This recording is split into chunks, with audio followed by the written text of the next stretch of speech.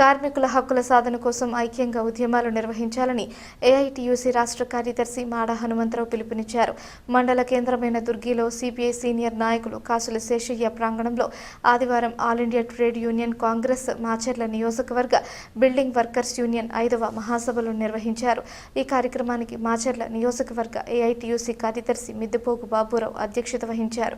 ముఖ్య అతిథిగా పాల్గొన్న మాడ హనుమంతరావు మాట్లాడుతూ కార్మికులు 1857 నుంచి లేబర్ యూనియన్ను ఏర్పరచుకుని తమ హక్కుల కోసం ఐక్యంగా పోరాటాలు సాగించారని తెలిపారు. ఉద్యమాలు పోరాటాల ఫలితంగానే మొదటి కార్మిక సంఘం దేశ వాణిజ్య రాజధాని ముంబై నగరంలో 1920 అక్టోబర్ 31న ఏఐటీయూసీ దేశవ్యాప్తంగా విస్తరించిందన్నారు.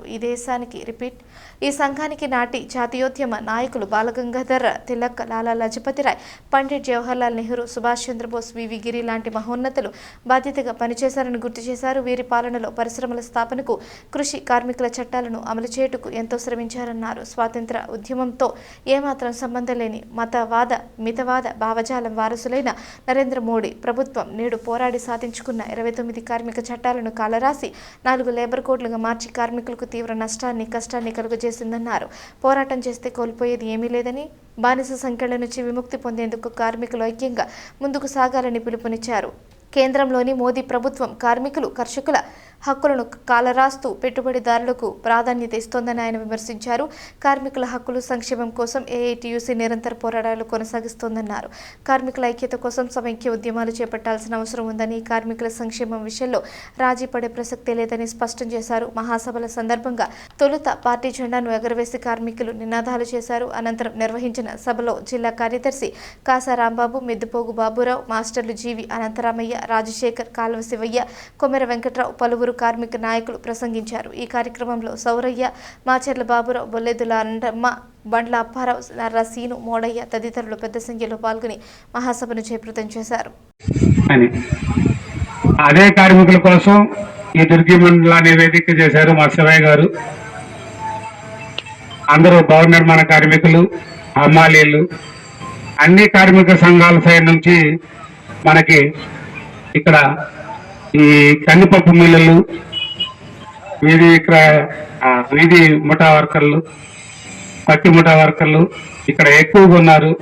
వాళ్ళ సమస్య మీద ప్రభుత్వానికి ఏమైనా నివేదిక ఇవ్వాలి అంటే ఇలాంటి సభలో మనం కొన్ని తీర్మానాలు చేసుకుంటాం. పెద్దలు ఆల్రెడీ అన్ని విషయాలు చెప్తారు.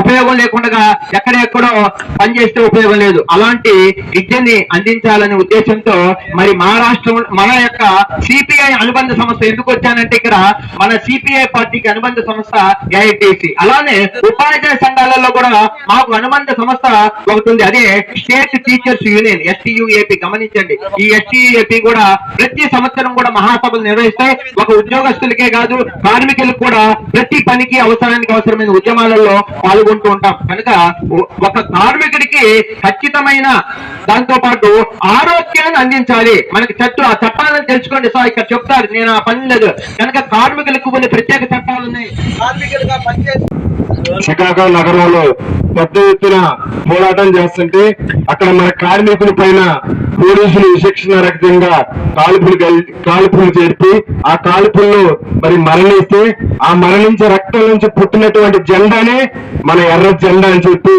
ఈ సందర్భంగా తెలియజేస్తా ఉన్నా. స్ఫూర్తితోటి ఆ రోజు భారతదేశానికి 19 మహానుభావులు వాళ్ళ స్ఫూర్తితో ముంబై నగరంలో మన ఏఐటీసీని స్థాపించుకోవడం జరిగింది. భారతదేశానికి ఆర్థిక రాజధాని బాంబే. భారతదేశానికి ఆర్థిక రాజధాని బాంబే. అక్కడ పరిశ్రమలు ఉన్నాయి. అక్కడ ఆ పరిశ్రమలలో కనీస వేతనాలు లేవు, పని గంటలు లేవు, యూనియన్లు లేవు, సంఘాలు లేవు. కాబట్టి ఆ రోజు మొట్టమొదట అధ్యక్షుడు లాలా లజపతి రాయ్ గారు. లాలా లజపతి రాయ్ గారంటే మొట్టమొదటి అధ్యక్షుడు ఈ సంఘానికి. ఆయన పెద్ద చదువులు చదివాడు. పాలించిన తర్వాత ఈ దేశానికి స్వాతంత్రం కావాలి, ఈ దేశానికి సంపూర్ణ స్వాతంత్రం వస్తేనే ఈ దేశంలో కార్మికులు కానీ, కర్షకులు కానీ, కూలీలు కానీ, ఇంకోళ్ళు కానీ పనిచేయడానికి వీలు పడుతుంది, లేకపోతే కుదరదు. అని చెప్పేసి మొట్టమొదటిసారి పూర్తి స్వతంత్రం కావాలని జెండా ఎగరేసి తీర్మానం చేసింది మన ఏఐటీసీ.